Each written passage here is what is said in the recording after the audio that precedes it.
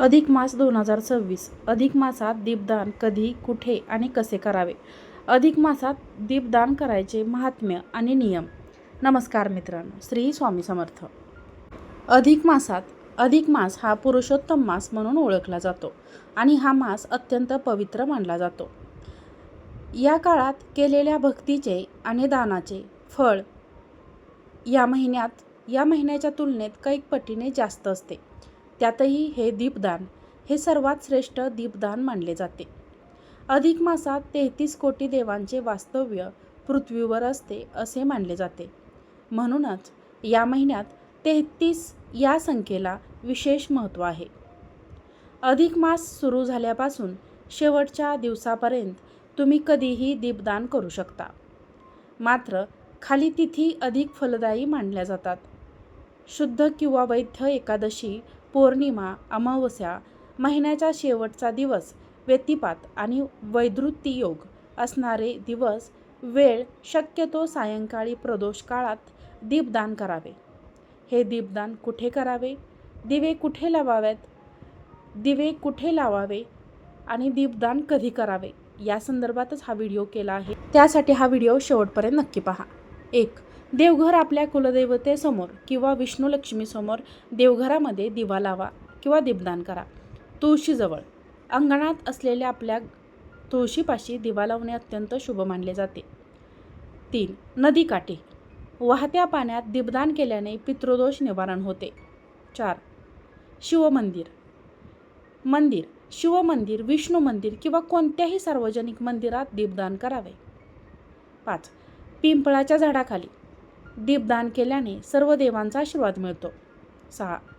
दिवे लावण्याचे नियम आणि विधी. अधिक मासात 33 दिवे लावण्याची परंपरा आहे. हे दिवे कसे लावावेत याचे काही नियम खालीलप्रमाणे आहेत. दिव्याचे स्वरूप. दिवा शक्यतो तांब्याचा, पितळेचा किंवा मातीचा असावा. अनेकांना कणकेचे, गव्हाच्या पिठाचे दिवे बनवून ते दान करण्याची पद्धत आहे. यात गुळाचा वापर करून कणिक मळली जाते. दिव्यात शुद्ध तुपाच्या किंवा तेलाच्या वातीचा हा दिवा वापरावा किंवा तिळाच्या तेलाचा दिवा लावावा. वात कशी असावी? पहा.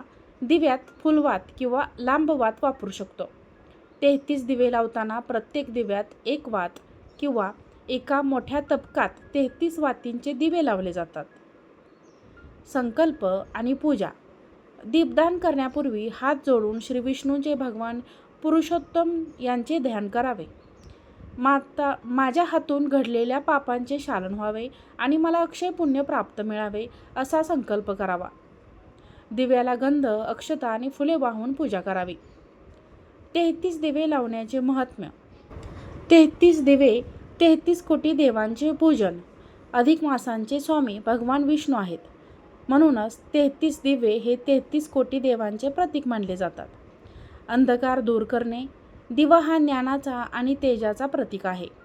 दीपदानामुळे आयुष्यातील दुःख आणि अज्ञान दूर होऊन सुख समृद्धी येते आणि पुण्यप्राप्ती होते. शास्त्रात म्हटले आहे की अधिक मासात जो मनुष्य दीपदान करतो त्याला मृत्यूनंतर यमलोकाची यातना सोसावी लागत नाही.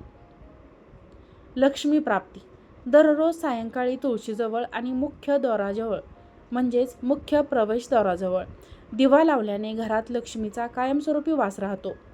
जर तुम्हाला दररोज 33 दिवे लावणे शक्य नसेल तर अधिक मासाच्या शेवटच्या दिवशी म्हणजेच अमावस्येला 33 दिवे लावून त्याचे दान करावे. हे दान तुम्ही मंदिरात किंवा एखाद्या गरजू व्यक्तीला करू शकता.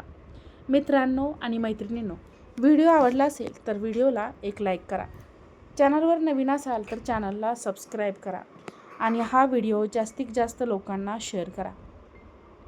आजचा व्हिडिओ पाहिल्याबद्दल तुम्हा सर्वांचे मनापासून खूप खूप धन्यवाद.